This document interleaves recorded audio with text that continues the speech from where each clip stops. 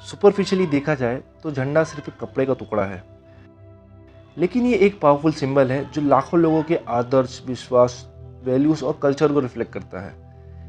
किसी देश के नेशनल फ्लैग उसके लिए एक राष्ट्रीय सम्मान होता है। जैसे कि इंडियन नेशनल फ्लैग भारत के लोगों के लिए बहुत महत्वपूर्ण है और उनके लिए स्पिरिचुअल वैल्यू रखता है। ये नेशनलिज्म और देशभक्ति की भावनाओं को बनाए रखने में मदद करता है। ये अपने देश के नागरिक के लिए गौरव का प्रतीक है। ये सिर्फ कपड़े का टुकड़ा नहीं है, बल्कि गर्व की भावना है जिसके लिए सैनिक अपने जीवन का बलिदान करने के लिए भी तैयार रहते हैं। इसलिए एक अच्छा झंडा होना बहुत महत्वपूर्ण है। जैसे कि एस्टोनिया का झंडा। एस्टोनिया के झंडे को आमतौर पर अच्छी तरह से डिज़ाइन किया गया फ्लैग माना जाता है। हालांकि ये काफ़ी बोरिंग लग सकता है, एक तिरंगा जिसमें नीले, काले और सफ़ेद रंग के 3 हॉरिजॉन्टल बैंड्स हैं। बट जब हम इसके पीछे के सिंबलिज्म को देखते हैं तो इसकी महानता दिख जाती है। फ्लैग पर इस्तेमाल किए गए रंग देश के विंटर लैंडस्केप को दिखाते हैं। ब्लू स्काई, ब्लैक जंगल और वाइट बर्फ। बट ये पूरी तरह से यूनिक नहीं है। इस तरह के सिंबलिज्म का इस्तेमाल एक और देश करता है, यूक्रेन। यूक्रेन का झंडा ब्लू और येलो है। आसमान के लिए नीले रंग और देश के गेहूं के खेतों के लिए पीले रंग का प्रयोग किया गया है। Fun fact, study of flag को वेक्सिलोलॉजी कहते हैं। शेप्स। दोस्तों, मुझे यकीन है आपने कभी ना कभी वर्ल्ड के मैप को ज़रूर देखा होगा। दुनिया में कई कंट्रीज़ है जो अलग अलग आकार की है, कुछ छोटी और कुछ विशालकाई। हर कंट्री ने अपना एक ऑफिशियल फ्लैग बना रखा है जो उसके लिए एक सिंबल का काम करता है। सभी देशों का फ्लैग कुछ हद तक शेप में क्वाड्रिलेटरल है, ज़्यादातर 2:3 या तो 1:2 के रेशो में। बट एक ऐसा भी देश है जिसका फ्लैग सबसे अलग है। जी हाँ दोस्तों, मैं बात कर रहा हूँ नेपाल की। नेपाल केवल एक ही ऐसा देश है जिसका नॉन रेक्टेंगुलर नेशनल फ्लैग है। नेपाल का नेशनल फ्लैग 2 सिंगल ट्रायंगल का एक कॉम्बिनेशन है, जो पहले माना जाता था कि हिमालय पर्वत को दिखाते हैं। हाल ही में ऑफिशियल एक्सप्लेनेशन में इसे हिंदू और बौद्ध धर्मों का सिंबल बताया गया है। नेपाल के नेशनल फ्लैग में 3 कलर है, लाल, सफ़ेद और नीला। और हर एक ट्रायंगल में सफ़ेद रंग में सन और मून है। ये सूर्य और चंद्रमा देश और नेपाल के लोगों की लंबी उम्र का प्रतीक है। फ्लैग में लाल रंग बहादुरी का प्रतीक है, जबकि फ्लैग के बॉर्डर पर नीले रंग शांति का प्रतीक माना जाता है। इस फ्लैग को 1962 में नेशनल फ्लैग के रूप में अडॉप्ट किया गया था।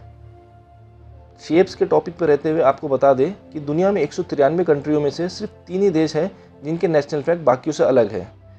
एक के बारे में तो आप जान ही चुके हैं। दोस्तों, आपको बता दें कि दुनिया में केवल 2 कंट्रीज़ है जिनके फ्लैग स्क्वायर शेप के हैं। ये 2 कंट्रीज़ है Switzerland and the Vatican city. Swiss flag. Switzerland का फ्लैग चौकोन आकार का है।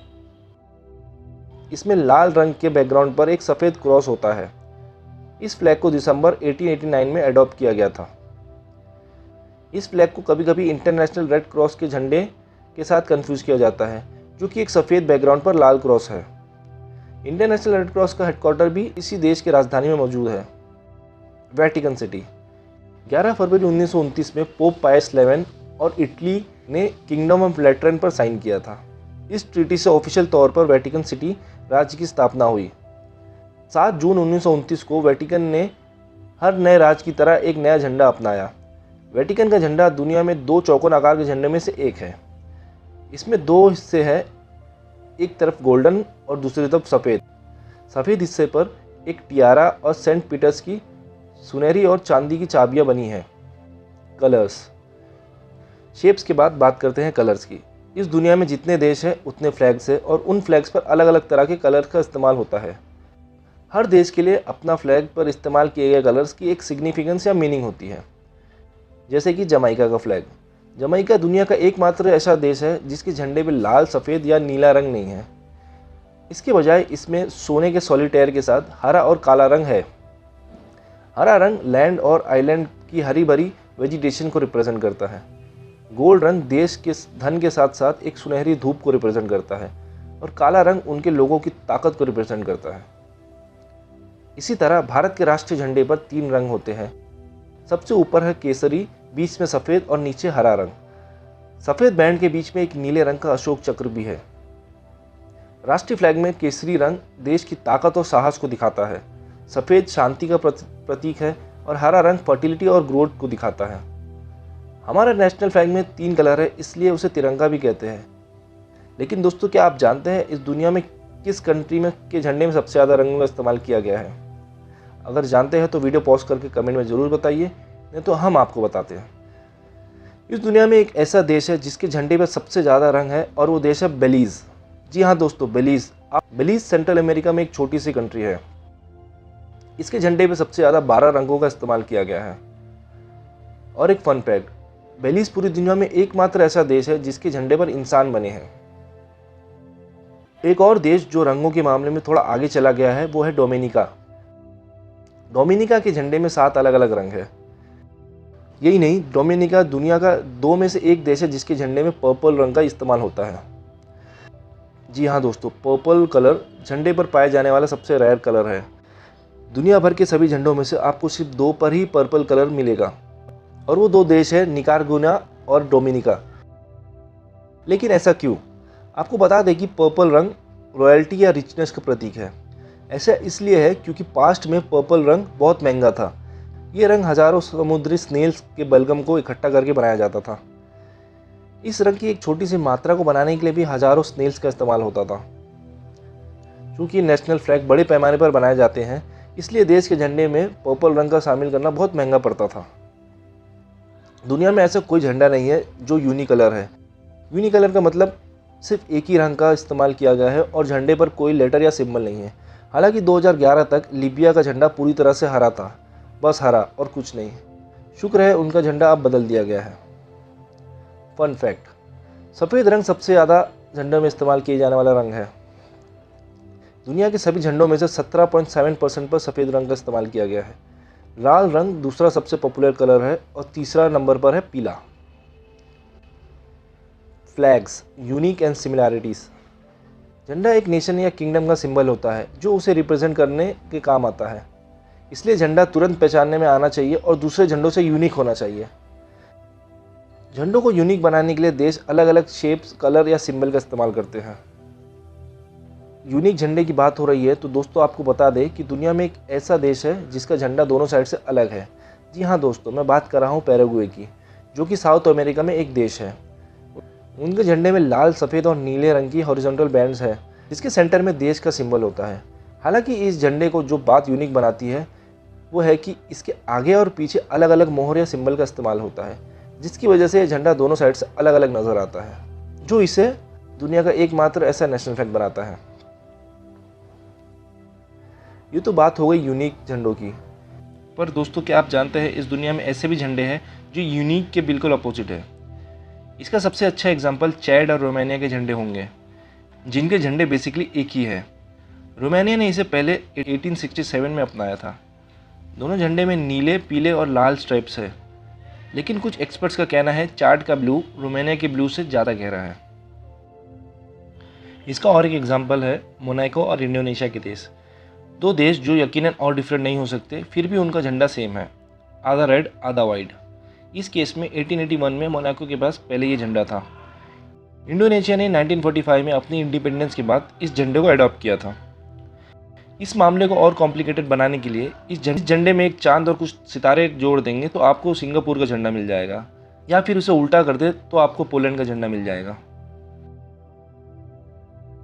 सेनेगल एंड माली, ये 2 झंडे सेम डिज़ाइन और सेम हरे, पीले, लाल कलर्स का इस्तेमाल करते हैं। हालांकि इनके रंगों में मामूली शेड्स का डिफरेंट है, और इसके अलावा सेनेगल के झंडे के सेंटर में ग्रीन स्टार का यूज़ किया गया है। गिनी का भी सेम झंडा है, हालांकि स्ट्राइप्स उल्टी है, लाल, पीली, हरी। फन फैक्ट, क्या आप जानते हैं फिलीपींस के झंडे को वॉर टाइम पे अपसाइड डाउन टर्न किया जाता है। फ्लैग का डिज़ाइन हॉरिजॉन्टली सिमेट्रिकल है, इसलिए इसे उल्टा करने में केवल टॉप पर ब्लू और नीचे लाल रंगों में चेंज आता है। इससे लाल ऊपर और ब्लू नीचे आ जाता है।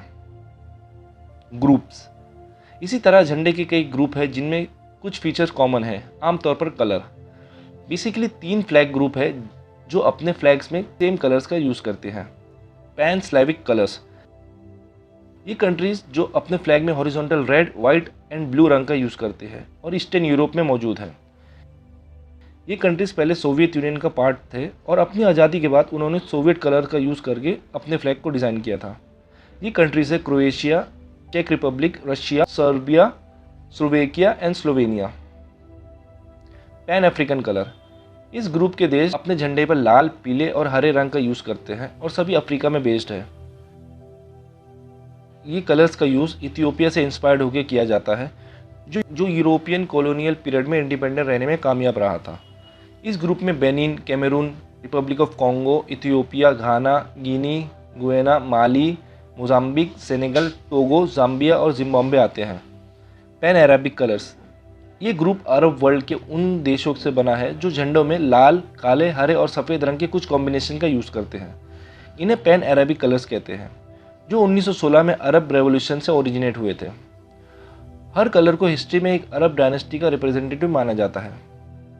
फ्लैग्स, चेंज एंड कंटिन्यूटी, एक देश के लिए अपना झंडा बदलना आमतौर पर बहुत ही इंपॉर्टेंट डिसीजन होता है, क्योंकि झंडा देश का सिंबल होता है। इस वजह से 2016 में न्यूजीलैंड ने अपना झंडा बदलना या ना बदलने का फैसला करने के लिए रेफरेंडम करवाया था। इसका रीज़न था उनके झंडे में यूनियन जैक का होना, जो उनको अपने कॉलोनियल पास्ट की याद दिलाता था। इसके अल्टरनेटिव में हज़ारों नए झंडे डिज़ाइन पेश किए गए।